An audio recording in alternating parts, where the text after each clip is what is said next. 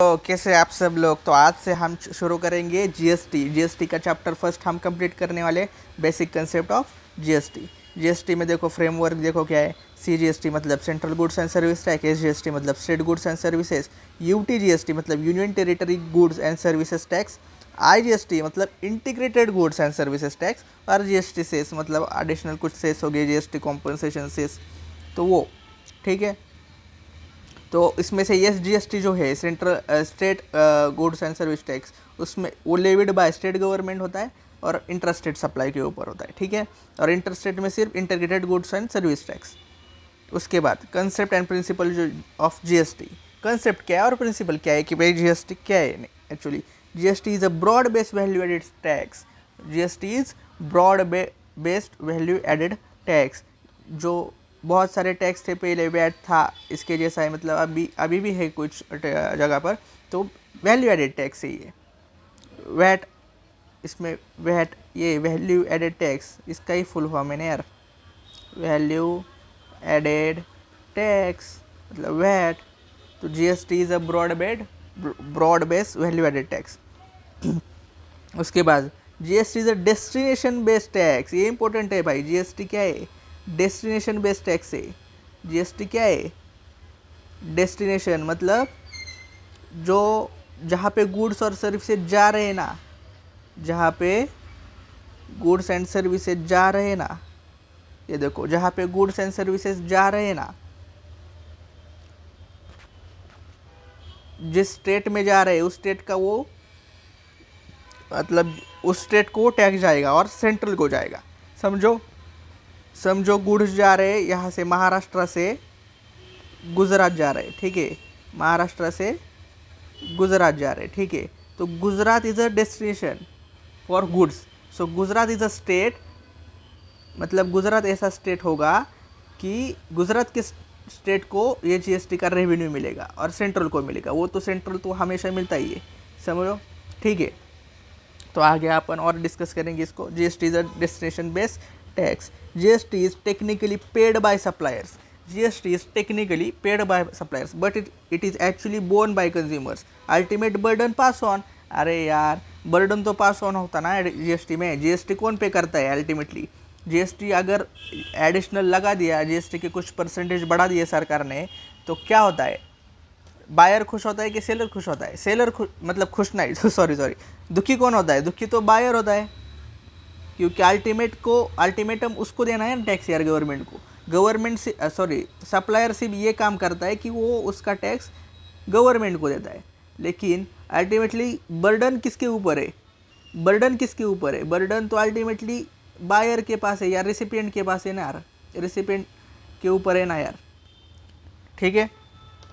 उसके बाद GST is collected at multiple stages of production of distribution of goods and services in which taxes paid by input are allowed as set off against output tax.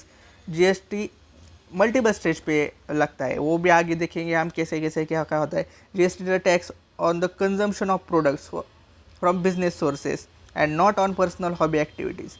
Personal hobby activities पे नहीं, GST सिर्फ business के ऊपर लगता है। Business मतलब GST अगर तुम्हारा बिजनेस नहीं है तो तुम जीएसटी नहीं है तुम्हारा, मतलब तुमको लग ही नहीं सकता जीएसटी। मैं सप्लायर की बात कर रहा हूँ। अगर सप्लायर का जीएसटी नहीं है तो सप्लायर का अगर बिजनेस ही नहीं है तो उसको जीएसटी की मतलब जीएसटी है ही नहीं उसके लाइफ में। उसके बाद under GST input tax credit is provided through out the value chain. अभी इनपुट ये जो आईटीसी है ना, इसका इनपुट टैक्स रेट का हम बहुत बड़ा चेन देखने वाले हैं आगे। तो हम अभी सिर्फ जान रहे, सिर्फ पढ़ रहे, ऐसा करो यार।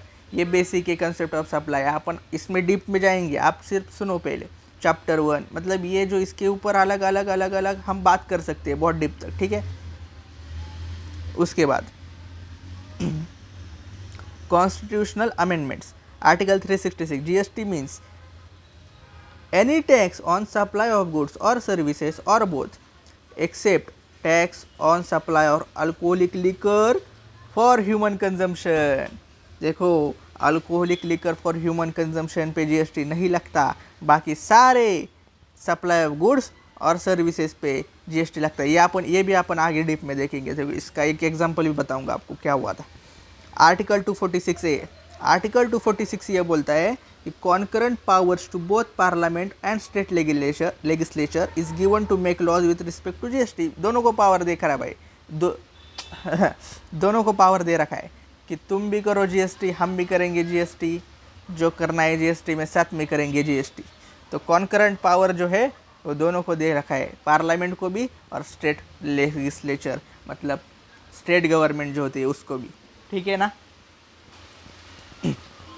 उसके बाद आर्टिकल 269A क्या बोलता है? आर्टिकल 269A बोलता है provides exclusive power to the parliament to legislate with respect to interstate trade or commerce that is integrated tax IGST including import. मतलब उसको भी पावर दे रखा है पार्लियामेंट को किस रिस्पेक्ट में? इंटरस्टेट के रिस्पेक्ट में। इंटरस्टेट मतलब महाराष्ट्र का, मतलब अलग अलग दो राज्य है, अलग अलग दो राज्यों के बीच में ट्रेड या बिजनेस कुछ हो रहा है तो उसका पावर, इंटरस्टेट का power, trade or commerce integrated tax उसके ऊपर IGST लगता है।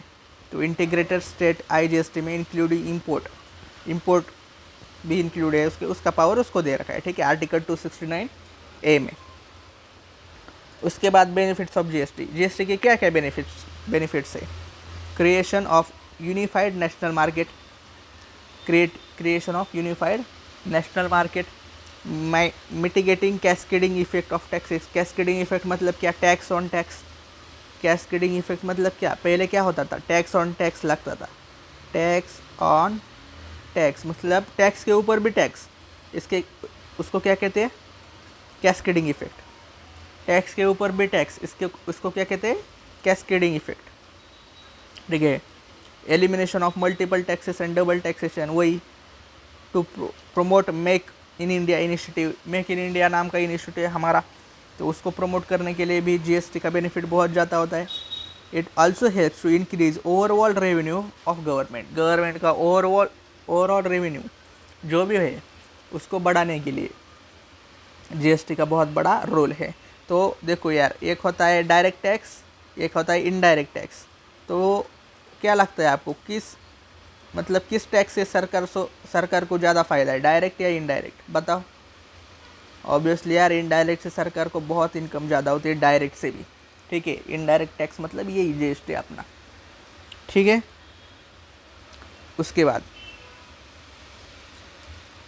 हम देखेंगे कि टैक्सेस ऑन तंबाकू एंड टंबाकू प्रोडक्ट्स, मतलब टोबैको मतलब जब तंबाकू खाते हैं लोग, और टैबाको प्रोडक्ट्स मतलब बीड़ी सिगरेट वगैरह, टोबैको प्रोडक्ट्स, ओपियम, इंडियन, ये क्या है पता नहीं, HEMP जो भी है, and other narcotic drugs and narcotics मतलब गांजा वांजा ये सब इसमें आ गया, गांजा, बीड़ी, सिगरेट, तंबाकू, दारू बीरू सब, ठीक है। तो उसके बाद in the case of tobacco and tobacco products the central alone would have the power to levy excise duty in addition to GST। तो टोबैको एंड टोबैको प्रोडक्ट्स के केस में सेंट्रल को अकेले को पावर दे रखी है, किसकी? Excise duty in addition to the GST, मतलब एक्साइज ड्यूटी लगा सकते हो तुम इन एडिशन टू जीएसटी। ये पावर किसको दे रखी है? सेंटर को, ठीक है। उसके बाद taxability on goods in special cases के गुड्स पे अपन टैक्सेबिलिटी देखेंगे। Taxability on goods in special cases मतलब या goods totally out of levy of GST, मतलब ये जो गुड्स है, ये अपन दे इतने ये जो गुड्स है ना, ये टोटली लेवी, इस पे जीएसटी है ही नहीं, तो कौन से प्रोडक्ट्स है? एक तो पहला है पेट्रोलियम प्रोडक्ट्स, उसमें petroleum crude, high speed diesel, motor spirit, ATF, natural gas. ATF मतलब आर्टिफिशियल टर्बाइन फ्यूल, ऐसा कुछ है, और नेचुरल गैस। इसके मैन्युफैक्चर, अगर ये मैन्युफैक्चरिंग हो रहे तो इसके मैन्युफैक्चर पे सेंट्रल एक्साइज लगता है, और ये अगर सेल किया तो इंट्रा पे वैट, मतलब सेम स्टेट में किया तो वैट, इंटर पे CST, अगर डिफरेंट स्टेट में सेल किया तो इसके ऊपर central service tax, central sales tax लगता है, ठीक है, सॉरी सेंट्रल स्टेट टैक्स लगता है, ठीक है, पेट्रोलियम प्रोडक्ट्स के ऊपर। ये 5, petroleum crude, high speed diesel, motor spirit, ATF, natural gas. Second है alcoholic liquor for human consumption. अगर दारू है, दारू फॉर ह्यूमन कंजम्पशन, मतलब क्या, जो ये दारू वारू सब जो ह्यूमन कंजम्पशन के लिए, alcoholic liquor for human consumption, इसके मैन्युफैक्चर पे स्टेट एक्साइज लगता है, इसके मैन्युफैक्चर पे स्टेट एक्साइज लगता है। और अगर ये सेल किया तो इंट्रा पे वैट सेम इसके जैसा, इंट्रा पे वैट, इंटर पे CST। अगर सेम स्टेट में है तो वैट लगेगा, डिफरेंट स्टेट में है तो सेंट्रल सेल्स टैक्स लगेगा।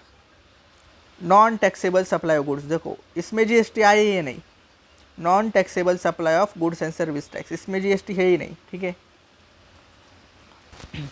उसके बाद goods subject to excise and GST, मतलब ये ऐसे गुड्स है, अभी ये नीचे के ऐसे गुड्स है, इस पे GST तो लगेगा, बट साथ साथ में वैट भी लगेगा, ठीक है, एक्साइज, अदर एक्साइज भी लगेगा, कुछ भी लगेगा।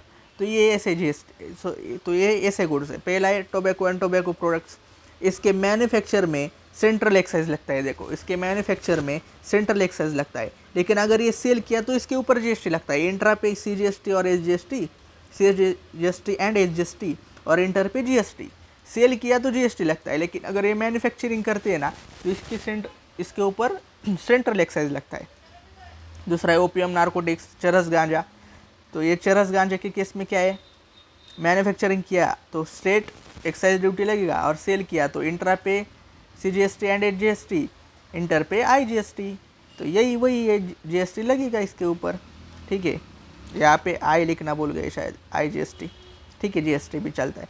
Note in above 1 and 2 no VAT no CST, ये दोनों में नो वैट नहीं लगेगा, और CST सेंट्रल सेल्स टैक्स भी नहीं लगेगा, इसमें सिर्फ सेंट्रल एक्साइज लगेगी, और वो भी मैन्युफैक्चरिंग के ऊपर, ठीक है। शुरुआत में शायद मैंने गलत बोल दिया था, वैट लगेगा एडिशनली, नहीं, वैट और CST लगेगा ही नहीं, इसमें सिर्फ सेंट्रल एक्साइज लगेगा मैन्युफैक्चरिंग के ऊपर, दोनों केस में, बाकी GST लगेगा। उसके बाद all other goods and services, जो भी बाकी के गुड्स और सर्विसेज है उसमें ओनली GST लगेगा, only GST is payable, intra पे CGST है और एंड SGST, इंटर पे IGST। समझा क्या भाई, समझा क्या आपको, ठीक है। उसके बाद entertainment tax by state government, substances in GST levied then so much tax is payable, then so such tax is payable. Entertainment tax by local body, it is not subsumed in GST। ये जो local bodies entertainment tax लेती है ना भाई, कि आपने नगर पालिका, नगर परिषद, या मराठी में इसको बोलते हैं कि स्थानिक स्वराज्य संस्था, तो ये जो स्थानिक स्वराज्य संस्था जो अपने शहर के जो ग्राम, ये जो एंटरटेनमेंट टैक्स लेगा ना, तो इसके ऊपर GST नहीं आता यार, ये GST के अंदर सब्सिडी नहीं किया, hence it is payable in additional to GST। Additional मतलब GST देने के बाद भी इसको देना पड़ेगा।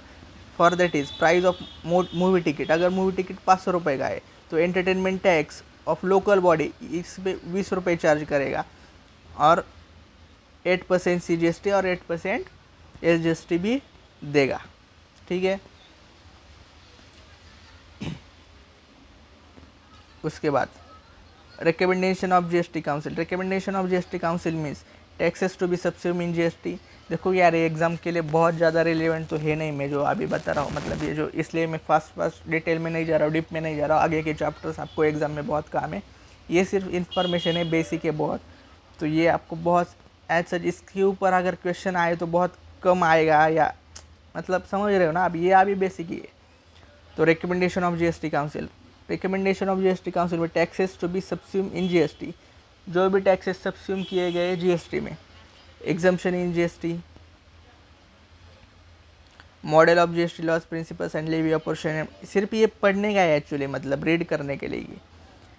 The threshold limit of turnover for exemption, अभी थ्रेशोल्ड लिमिट आगे भी देखेंगे क्या क्या है, 20 लाख है, 40 लाख है, कुछ केस में, गुड्स के केस में, तो ये आगे देखेंगे। The rates of GST and other specified rates, GST के रेट्स वगैरह, स्पेसिफाइड रेट्स क्या है, special provisions with respect to the special category state, special category state क्या है। देखो यार, ये PDF है ना, ये कितना पेजेस का है पता है क्या आपको, 52 पेजेस का। हम अभी पहले पेज से डिस्कस कर रहे हैं इतनी देर से, तो ये बहुत लंबा चलने वाला है अपना, ठीक है ना, तो टेंशन मत लो यार। तो फिर भी फास्ट है, GST इतना डीप है, फिर भी ये फास्ट ले रहा हूँ, इसके कॉन्सेप्ट अभी समझा ही नहीं एक भी मैंने, ठीक है। any other matter relating to GST, special rates to raise additional resources during any natural calamity disaster. तो ये सब स्पेशल कैटेगरी ऑफ स्टेट कौन से, अरुणाचल प्रदेश, आसाम, जम्मू एंड कश्मीर, मणिपुर, मेघालय, मिजोरम, नागालैंड, सिक्किम, त्रिपुरा, हिमाचल प्रदेश, उत्तराखंड। ठीक है, इसका कोई मेमोरी टेक्निक अगर बना सके तो बना लो। ठीक है, मैंने बनाया था क्या मुझे याद नहीं आया अभी, लेकिन बना लो कुछ तो। ठीक है, manner of utilisation of ITC and GST, हाँ ये इस पे ध्यान दो। Inward supply, outward supply. अभी inward supply IGST, CGST, SGST और UTGST। ठीक है, इसका यूटिलाइजेशन कैसा होगा, तो IGST का क्रेडिट, ITC का जो क्रेडिट है इसका यूज़ कैसा होगा, किस में होगा, IGST का क्रेडिट फर्स्ट IGST में, और अगर बचा खुचा तो CGST और SGST में। समझा क्या, IGST क्रेडिट फर्स्ट IGST में, और अगर बचा उसमें से कुछ तो CGST और SGST में in any order, in any proportion, कितना भी दो, पर CGST एंड SGST में दे सकते हो। लेकिन इसके लिए इसका आंसर डिफरेंट हो सकता है। ठीक है, लेकिन मैं कहूँगा कि 50-50 ये दो। ठीक है, उसके बाद CGST का क्रेडिट फर्स्ट CGST में, और अगर बचा खुचा तो IGST में देने का। CGST का क्रेडिट SGST में नहीं अलाउड होता, CGST का क्रेडिट SGST में नहीं अलाउड होता, cross credit is not allowed. मतलब CGST और SGST दुश्मन है, ऐसे समझो। वो एक मिका को नहीं खिला सकते भाई, एक मिक को नहीं, मतलब एक दूसरे को नहीं खिला सकते वो। मेरी हिंदी ना बहुत बढ़िया नहीं है यार, आपको समझ में आया होगा बोलने में, लेकिन फिर भी बोल रहा हूँ मैं। तो CGST जो है उसका क्रेडिट फर्स्ट CGST में, और अगर बच गया तो से IGST में अलाउड है यूज़ करना। उसके बाद SGST और UTGST, इसका क्रेडिट फर्स्ट SGST और UTGST में, सेकेंड अगर बचा तो IGST में, cross credit not allowed. CGST cannot be used against SGST और UGST और वाइस वर्सा। देखो यही है। ठीक है, taxes to be subsume in GST में कौन से टैक्सेस सब्स्यूम किए गए, एक सेंट्रल से excise duty, additional excise duty, excise duty, ये पढ़ो या ये रटो भाई, ये आ सकता है एक हाथ दूसरे, मतलब ये याद रहना ज़रूरी है थोड़ा सा। ठीक है, बहुत ज़्यादा नहीं पर थोड़ा सा तो याद रहना जरूरी। Central excise duty, additional excise duty levied under medical and toiletries preparation act, additional custom duty, service tax, surchargeable cesses, central sales tax. उसके बाद स्टेट के कौन से टैक्स सब्सिम हो गए, state VAT, sales tax, central sales tax, purchase tax, entertainment tax, luxury tax, entry tax, taxes on lottery, betting and gambling, surcharges and cesses, ये सब taxes not subsume under GST, property tax and stamp duty.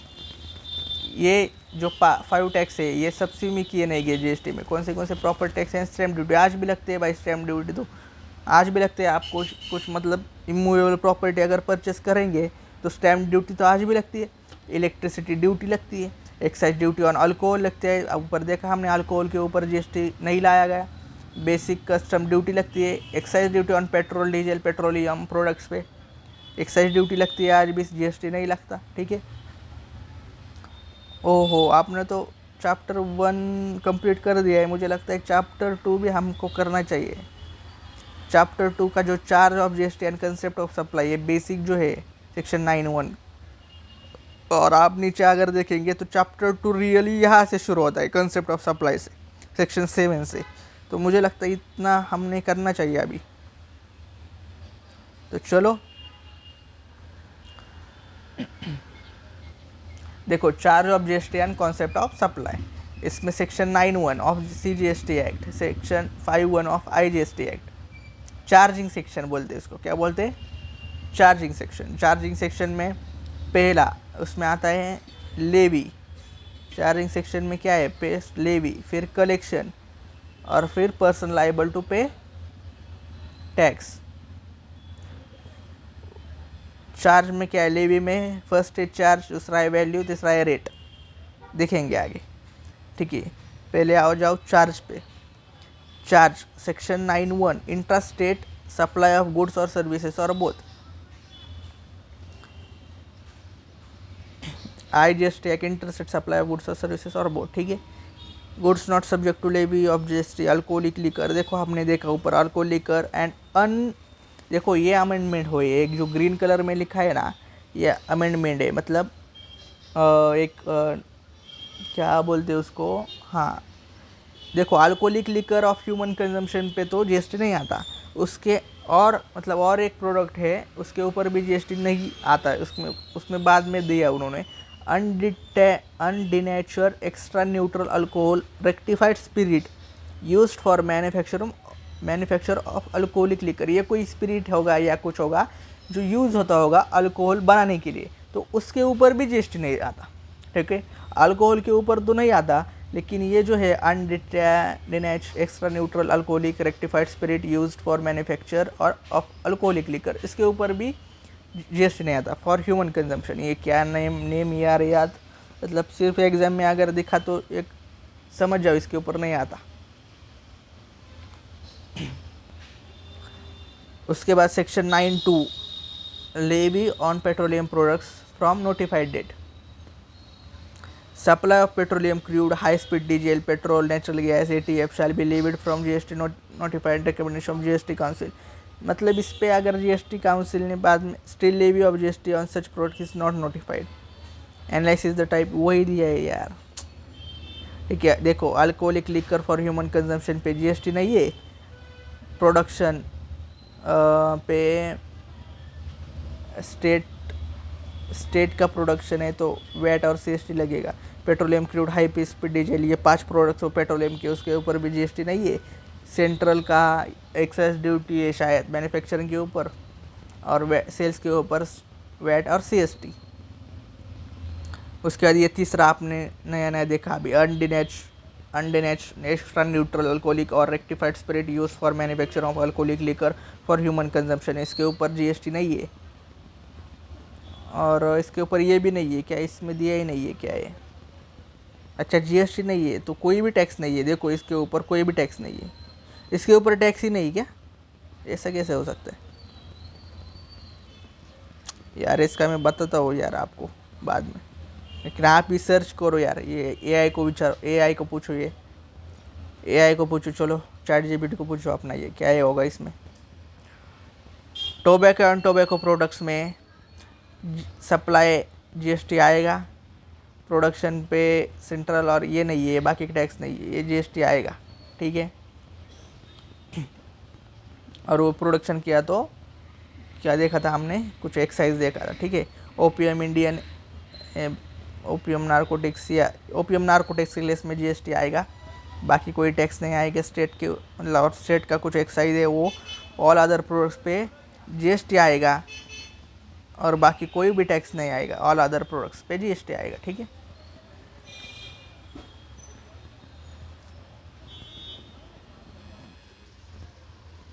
देखो यार हम अभी section 256 पढ़ेंगे, India means क्या है, India की डेफिनेशन क्या है, टेरिटरी ऑफ इंडिया, क्योंकि अल्टीमेटली जीएसटी तो इंडिया में ही लगेगा, तो इंडिया की डेफिनेशन क्या है, territory of India, state and the UTs, territorial waters, seabed and subsoil underlying such waters, continental shelf, exclusive economic zone, EEZ, any other maritime zone under maritime zone act, ठीक है। मैं बताता हूँ आपको, union territory मतलब क्या, means the territory of the Andaman and Nicobar island, union territory बोलते हैं उसको, यूटीज बोलते हैं, जो अंडमान निकोबार, ये देखो ये सब यूनियन टेरिटरीज है, ठीक है। क्या क्या है, Andaman Nicobar islands, Lakshadweep, Daman and Diu and Dadra and Nagar Haveli, Ladakh और चंडीगढ़, ये जो 5 है ना वो यूटीज़ है, यूनियन टेरिटरीज है, ठीक है। तो ये क्या, union territories of India, UT, state legislature, state में 20 स्टेट्स है, उनके ऊपर इंट्रास्टेट और इंटरस्टेट लगेगा, ठीक है। यूटीज़ नो स्टेट लेजिस्लेचर, मतलब जो जिन यूटीज़ पे स्टेट लेजिस्लेचर है ही नहीं, डायरेक्ट सेंट्रल का रूल है, ठीक है, सेंट्रल के रूल्स लगते हैं डायरेक्ट, तो उस केस में UTs total government by CG, central government, तो ऐसे यूटीज में इंट्रास्टेट पे सीजीएसटी और यूटी जीएसटी लगेगा, सीजीएसटी और यूटी जीएसटी लगेगा, और इंटर स्टेट पे सिर्फ IGST लगेगा 100%। तो इसमें SGST और SGST लगेगा ही नहीं, ठीक है, स्टेट क्योंकि स्टेट है ही नहीं। अगर पार्टली स्टेट लेजिस्लेचर है और पार्टली सेंट्रल स्टेट लेजिस्लेचर है, सॉरी सेंट्रल लेजिस्लेचर है, तो उस केस में दिल्ली पुडुचेरी ये जो पार्टली स्टेट है इसके ऊपर स्टेट का भी ये है लेजिस्लेचर और सेंट्रल का भी है। तो इस केस में कौन से वो Delhi Puducherry Jammu and Kashmir consider state for GST purpose, ये GST पर्पज़ के लिए स्टेट माने जाएंगे। मतलब क्या, इंट्रा पे इसको CGST SGST, बाकी जो इधर है CGST SGST, तो इधर भी CGST SGST लगेगा और इंटर पे IGST लगेगा, ठीक है। तो फ़र्क सिर्फ इनमें जो इसमें स्टेट लेजिस्लेचर नहीं है उसके ऊपर स्टेट SGST लगेगा ही नहीं, ठीक है। उसके बाद हम पढ़ेंगे रिसिपिएंट की डेफिनेशन। रिसिपिएंट पहला क्या है, वेयर सप्लाई ऑफ गुड्स और services is for consideration. Recipient मतलब क्या, रेसिपिएंट मतलब क्या, तो पहला case where supply of goods और सर्विसेज इज फॉर कंसिडरेशन, अगर कुछ कंसिडरेशन में लेन देन हो रही है पैसे में और कोई चीज़ में, तो रेसिपिएंट कौन होगा, person who is liable to pay such consideration. हमेशा जो रेसिपिएंट होता है ना वो पैसे देता है सप्लायर को, और हमेशा सप्लायर जो है ना उसको पैसे मिलते हैं, जो सप्लायर है उसको पैसे मिलते हैं। अगर आपको कोई भी केस अगर आगे GST चल के कोई ट्रांजैक्शन नहीं समझ में आए सप्लायर कौन है रेसिपिएंट कौन है, सिंपल सोचने का, रेसिपिएंट कौन है, जो पैसे दे रहा है वो रेसिपिएंट है और जो पैसे ले रहा है वो सप्लायर है, जिसको पैसे मिल रहे हैं वो सप्लायर है, और जो सर्विसेज दे रहा है या गुड्स सेल कर रहा है वो सप्लायर है, और जिसको मिल रही है सर्विसेज वो गुड्स वो रेसिपिएंट है, ठीक है, सिंपल है क्या। उसके बाद वेयर सप्लाई ऑफ गुड्स और सर्विसेज इज विदाउट कंसिडरेशन, अगर कंसिडरेशन ही नहीं है तो कैसे भाई को कैसे पता करे कौन रेसिपिएंट है कौन सप्लायर है, अगर कंसिडरेशन ही नहीं है तो उसको इसमें clause B supply of goods के केस में, ठीक है। रेसिपिएंट मतलब a person to whom goods are deliver, मैंने बताया अभी जिस पर्सन को गुड्स डिलीवर हो गए वो रेसिपिएंट हो गया। और मेड अवेलेबल और मेड अवेलेबल मतलब जिसको मेड अवेलेबल है गुड्स मेड अवेलेबल करके दिए वो रेसिपिएंट है। और पोजेशन और use of goods is given, possession दिया है उस गुड्स का, ठीक है, अभी सेल नहीं किया होगा लेकिन पोजेशन दिया होगा तब भी वो रेसिपिएंट है। उसके बाद क्लॉज सी बोलता है सप्लाई ऑफ सर्विसेज के बारे में, अगर सर्विसेज दी तो क्या, सर्विसेज दी तो रेसिपिएंट को कौन होगा, a person to whom service is rendered, जिसको सर्विस मिल रही है वो रेसिपिएंट है। सिंपल केस है भाई, सिंपल है कि नहीं भाई, इसमें कोई दिमाग लगाने जैसी चीज़ तो है क्या, बताओ मुझे, कोई दिमाग लगाने जैसी चीज़ तो है क्या, बताओ, नहीं है। उसके बाद recipient also includes agent acting on behalf of the recipient, recipient में एजेंट भी आएगा, रेसिपिएंट का जो एजेंट होगा वो भी रेसिपिएंट माना जाएगा, जो रेसिपिएंट के बिहाफ पर एक्टिंग करता है, ठीक है। उसके बाद register person includes, register person मतलब क्या, register person includes, register person means a person who is register under section 25, register person मतलब क्या, जो GST में रजिस्टर होगा अंडर सेक्शन 25। क्या देखेंगे आपको क्यों रजिस्टर होना पड़ता है GST में, अरे ये सब अभी ना स्टार्ट है, ये एक्चुअली रीडिंग ही करना चाहिए, और बाकी जब इसके ऊपर डीप कॉन्सेप्ट आएगा तब हम डिस्कस करेंगे उसको एक एक चीज़ को। तो he is registered under section 25 but does not include a person having unique identity number, जिसके पास UIN नंबर है वो इंक्लूड नहीं होगा इस केस में, ठीक है। उसके बाद सेक्शन 280 ऑनलाइन गेमिंग मतलब क्या, online gaming offering of a game और इंटरनेट और इलेक्ट्रॉनिक नेटवर्क एंड ऑनलाइन, ठीक है, ये कुछ नहीं। सप्लायर मतलब क्या, means person supplying the said goods और सर्विसेज, और बोथ, भाई जो गुड्स और सर्विसेज सप्लाई कर रहा है वो supplier, and shall include an agent acting, और उसका एजेंट भी सप्लायर माना जाएगा, जैसे रेसिपिएंट के केस में रेसिपिएंट का एजेंट भी रेसिपिएंट माना गया, उस वैसे ही सप्लायर का रेसिपिएंट भी सप्लायर माना जाएगा, एजेंट भी सप्लायर माना जाएगा, ठीक है। प्रोवाइजो क्या है देखो, supplier includes person energy supply of specified actionable claims and also who owns operates manages platforms for supply, जो अरेंज कर रहा है सप्लाई को या मतलब प्लेटफॉर्म दे रहा है सप्लाई करने के लिए, तो वो भी एक्चुअली सप्लायर माना जाएगा। स्पेसिफाइड एक्शनेबल क्लेम्स किसको कहते हैं? Actionable claims involve in by betting, casinos, gambling, horse racing, lottery और ऑनलाइन मनी गेमिंग। ठीक है। बिजनेस की डेफिनेशन देखो, बिजनेस इंक्लूड जनरल एक्टिविटीज़। क्या होता है? एनी ट्रेड और कॉमर्स मतलब बिजनेस, प्रोफेशनल वैकेशन मतलब बिजनेस, एडवेंचर मतलब बिजनेस, वेजर मतलब business, any other similar activities business है, वेदर और नॉट इज पिक्यूनरी बेनिफिट और नहीं क्या, ठीक है ना। उसके बाद एनी एक्टिविटी और transaction in connection with or incidental to subclause A, any activity or transaction in nature of subclause A, whether or not there is a volume, frequency, continuity or regularity of such transaction. Supply or acquisition of goods including capital goods and services in connection with commencement or closure of business. उसके बाद से specified activities किसको कहते हैं? Specified activities is provision by club और association और society और any such body or facilities or benefits to its members, admission for a consider of person to any premises, services supplied by a person as a holder of an office which has been accepted by him in course of furtherance of his trade, profession, vacation, activity or race club, including by way of ये क्या है यार? Specified activities, ठीक है। Any activity और transaction and taken CGSD local authority, ये सब चीज़ें, ठीक है। क्या ये ऊपर का रहेगा है अपना इसमें, ठीक है, मैं देख लूँगा ये। उसके बाद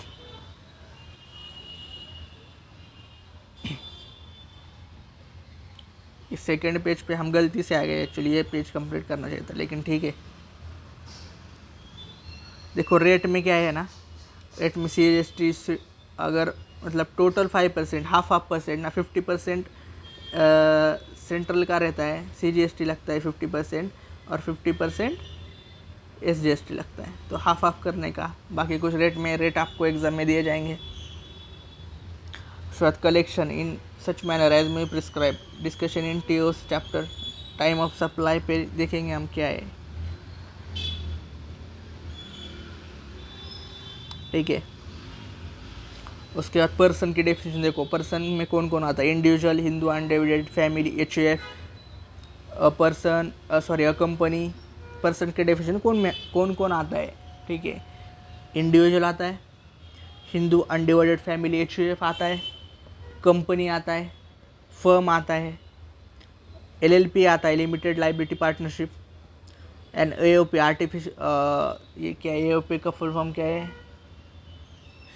ठीक है। AOP BOI बॉडी ऑफ कुछ तो है, इधर इनकॉर्पोरेटेड और नॉट इन इंडिया और आउटसाइड इंडिया, ये आते हैं। Corporation and establish under any act, मतलब सभी आते हैं। थोड़े कहने का मतलब क्या है, मतलब पता है क्या? पर्सन के डेफिनेशन में सभी आते हैं, यानी बॉडी कॉर्पोरेट आते हैं, इनकॉर्पोरेट बाय और under the laws of country outside India. Cooperative societies आती है, लोकल अथॉरिटीज़ आती है, सेंट्रल गवर्नमेंट, स्टेट गवर्नमेंट आती है, society as a define under the societies registration act, वो भी आती है, ट्रस्ट भी आते हैं। एवरी आर्टिफिशियल जुरिडिकल पर्सन है not falling within of the above, मतलब जो उसमें नहीं आते ऊपर में वो सब भी आते। पर्सन के डिफिनेशन में सब आते, इतना ध्यान रखो, जो भी याद है वो लिख दो एग्जाम में, ठीक है। उसके बाद person liable to pay tax, कौन सा पर्सन लाइबल है? तो taxable person. Taxable person includes, taxable person means a person who is register or liable to be register under section 22 or section 24। देखेंगे यहाँ क्या है, सेक्शन 22 क्या है, सेक्शन 24 क्या है। उसके बाद forward charge, section 91। Forward charge मतलब क्या? Taxable person making interested supply, तो इसमें सप्लायर गवर्नमेंट को टैक्स देगा, उसको कहते हैं फॉरवर्ड चार्ज। रिवर्स चार्ज क्या है? Recipient of supply, recipient government को टैक्स देता है, उसको कहते हैं रिवर्स चार्ज। अलग अलग चैप्टर है, इसमें अलग चैप्टर है अपना रिवर्स चार्ज, उसमें देखेंगे। E commerce section, e commerce operator tax देगा, ठीक है। ECO टैक्स देगा गवर्नमेंट को, ठीक है।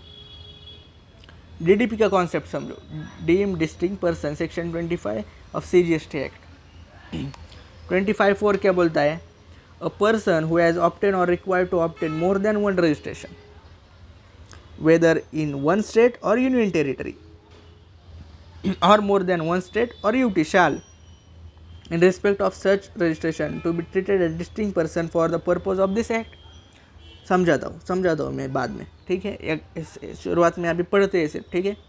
25 क्या बोल रहा है, where is a person who obtain or is required to obtain registration in a state or union territory in respect of establishment has an establishment in another state or union territory, then such establishment shall be treated as establishment of distinct person for the GST purpose।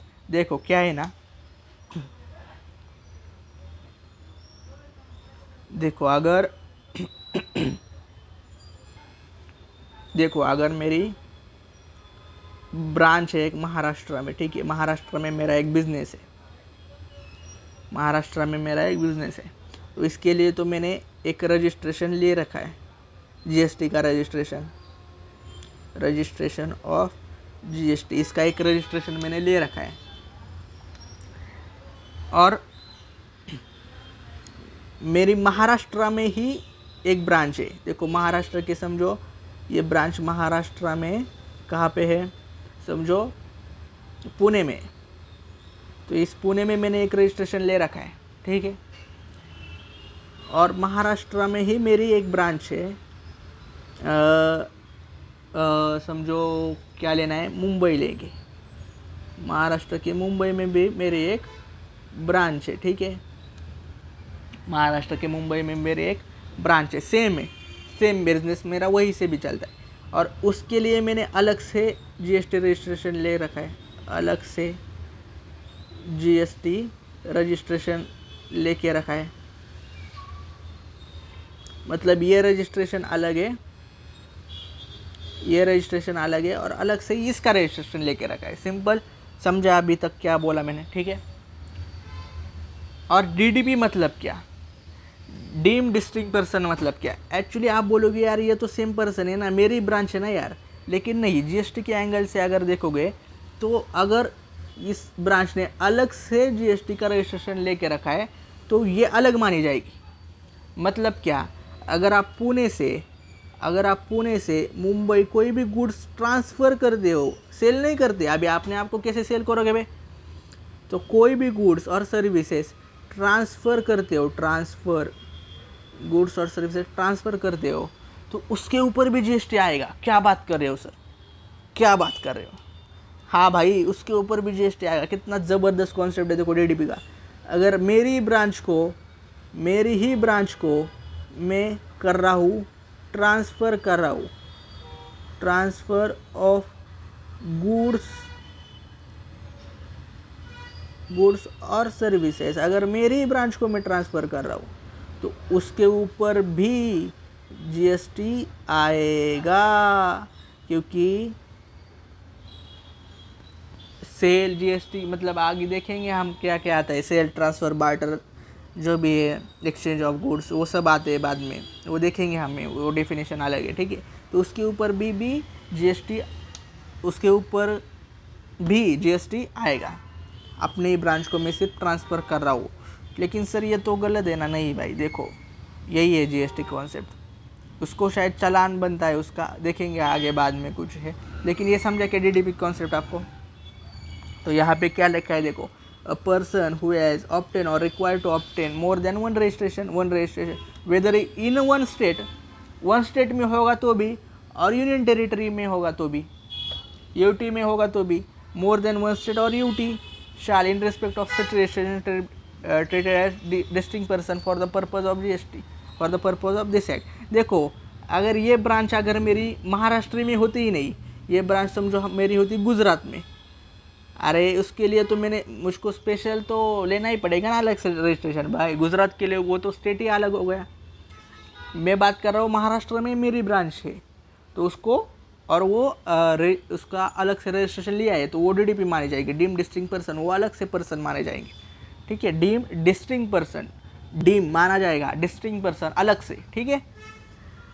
Section 25(5) क्या कहता है देखो, where a person who obtain or is required to obtain registration in state or UT in respect of an establishment had an establishment in another state or union territory, then such establishment shall be treated as establishment of distinct persons for the purpose of this act. ठीक है, समझा क्या आपको ये? उसके बाद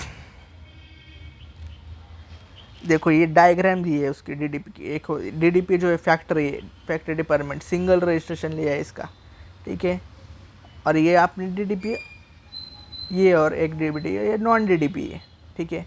और stock transfer किया है, देखो स्टॉक ट्रांसफ़र किया है यहाँ से यहाँ तक, तो ये स्टॉक ट्रांसफ़र पे it is supply under section, ये शेड्यूल 1 पार्ट 2 का सप्लाई है और इसके ऊपर जीएसटी आएगा ये इस पे। और stock transport date of non DDP, depot बोलते हैं, डेपो नॉन डीडीपी, इसका अलग से जीएसटी नहीं, रजिस्ट्रेशन नहीं लिया होगा, तो इट्स नॉट सप्लाई। देखो it's not supply, no GST is payable. Removal under stock मतलब इस पर चालान बनेगी, इस पर जीएसटी नहीं आएगा क्योंकि ये डीडीपी है ही नहीं, क्योंकि इसके ऊपर अलग से रजिस्ट्रेशन लिया ही नहीं। तो ये डायग्राम है। और ये सेकेंड डायग्राम देखो, ये डीडीपी है, महाराष्ट्र में रजिस्टर्ड है और स्टॉक ट्रांसफ़र किया गया राजस्थान में। स्टॉक 25/5 का डायग्राम है ये, स्टॉक ट्रांसफ़र किया गया राजस्थान में, it is supply, schedule Rajasthan में रजिस्टर्ड है ये अलग से, ठीक है। तो आईजीएसटी लगेगा। Removal under tax invoice and E way bill, tax invoice बनेगी इस पर। और सेपरेट रजिस्ट्रेशन लिया है, गोवा में भी लिया है, तो इसके ऊपर भी स्टॉक ट्रांसफ़र टू डेपो, ये डेपो का अलग से रजिस्ट्रेशन लेना पड़ा क्योंकि वो गोवा में था, इसका रजिस्ट्रेशन नहीं लेना था, मतलब लेने की ज़रूरत नहीं थी, लेकिन लेना पड़ा। क्यों? क्योंकि वो गोवा में है भाई, अलग से स्टेट में है, तो इसके ऊपर भी इट इज़ सप्लाई अंडर, मतलब इसको भी स्टॉक ट्रांसफ़र किया तो भी जीएसटी लगेगा और इसको भी किया तो भी जीएसटी लगेगा और आईजीएसटी लगेगा। और रिमूवल अंडर टैक्स इनवॉइस, ई वे बिल, ठीक है। देखो अभी ये डीडीपी ये रजिस्टर है और ये डीडीपी है अनरजिस्टर्ड है, ठीक है। लेकिन क्या है डायग्राम है एक्चुअली यार,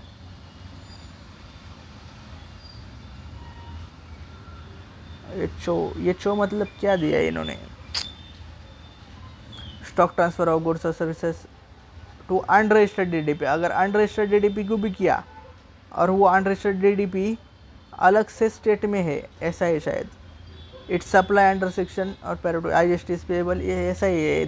देखना पड़ेगा यार, थोड़ा रुको, बाद में देखेंगे इसको, ये मुझे भी नहीं आ रहा है कुछ। उसके बाद हम यहाँ तक पहुँचे, ठीक है। हमारा ये बचा है, अभी यही बचा है एक पेज, थोड़ा सा आधा पेज। टाइप ऑफ सप्लाई में टैक्सेबल सप्लाई होता है और नॉन टैक्सेबल सप्लाई होता है। टैक्सेबल सप्लाई में एसओजी और SOC in which leviable to GST, जिसके ऊपर जीएसटी आता है वो टैक्सेबल सप्लाई होता है। टैक्सेबल सप्लाई में 4 होते हैं, चार्जेबल सप्लाई, एसओजी और SOC is subject to payment of GST at the applicable rates. Zero rated supply मतलब एसओजी और SOS which is chargeable to GST but government has given export benefit for direct export to supply. SEZ zero rate, SEZ पे zero rate supply होता है। Nil rate supply मतलब क्या, जिसके ऊपर nil rate as per GST tariff, जिसके ऊपर rate ही नील है। और एग्जाम्प्ट सप्लाई मतलब क्या, एसओजी और SOS which is chargeable to GST at normal rates but to promote social economic objective government has temporary exempted such supply by way of notification, उसके पे कहते हैं एग्जाम्प्ट, उसके ऊपर एग्जाम्पशन है, उसको एग्जाम्पशन मिला है, उसको कहते हैं एग्जाम्प्ट सप्लाई। और exemp all nil rate supply मतलब क्या, for GST purpose exempt supply includes nil rate, wholly exempt and non taxable. Exempt supply में नील रेट भी आएगा, जीरो रेट भी आए, नॉन टैक्सेबल भी आएगा और होली एग्जाम्प्ट भी आएगा। गुड्स एंड सर्विसेज की डेफिनेशन दी गई है। गुड्स मतलब any kind of movable property, includes actionable claims, growing crops, grass and things attached to or forming part of land agreed to be severed before under a contract of supply. Excludes money securities पे GST नहीं आता। Money मतलब पैसा और securities मतलब shares वगैरह, debentures वगैरह जो भी है, उसके ऊपर जीएसटी, उसको गुड्स भी नहीं बोलेंगे और सर्विस भी नहीं बोलेंगे। देखो कभी ऐसा हुआ है क्या कि मैंने आपको पैसे दिए, आपने हमको पैसे दिए और ट्रांजैक्शन हुआ है, इसको बोलते हैं ट्रांजैक्शन हुआ है, उसके ऊपर जीएसटी भी लगा है, ऐसा कभी होता नहीं। इसके लिए है मनी एक्सक्लूड किया गया है, ठीक है। सर्विसेज में anything other than goods. Services means includes separate consideration charge for use of money. Use of money को भी दैट इज़ इंटरेस्ट, इसके ऊपर जीएसटी आता है क्योंकि ये सर्विस है। कन्वर्जन ऑफ मनी, कमीशन पे ऊपर जीएसटी आता है टू फैसिलिटेट और arranging transaction of securities, brokerage, portfolio management fees, इसके ऊपर भी जीएसटी आता है। Interest on loan, advance deposits, actionable claims, ठीक है ये हो गया। Interest on loan, advance deposits, it's service but government has exempted such interest. देखेंगे आपने अपना बाद में एक इंटरेस्ट पे एग्जम्पशन क्यों दिया है। Except interest on credit cards, zero rated supply, सेडार मीन्स एक्सपोर्ट ऑफ सर्विस, ठीक है ये कुछ नहीं है।